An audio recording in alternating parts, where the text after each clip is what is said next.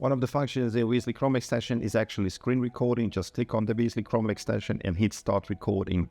And once you have the started recording, then you will be able to select few options here. So first one is you can actually flip the camera. You can change the sizes. You can move this picture wherever you want. And you can also change shapes very quickly in order to record a video, a very nice video. And just as well, you can click on this very nice cog button where you can select your camera, a microphone, full screen, and countdown, etc.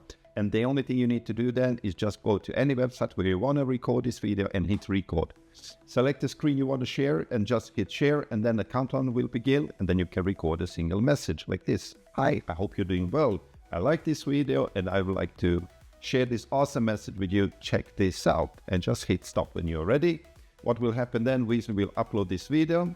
And what you can do then is simply a small tip is you can actually, if you preview this video, it will look like this and it will have this message because we are recording the title, but you can actually change this. So you just go back to Weezly, write whatever title you want, check this out. And if you go back to your videos, then you will be able to share this video with someone and they can watch this video, like them, and you will also get the desktop notification and email once they have seen this.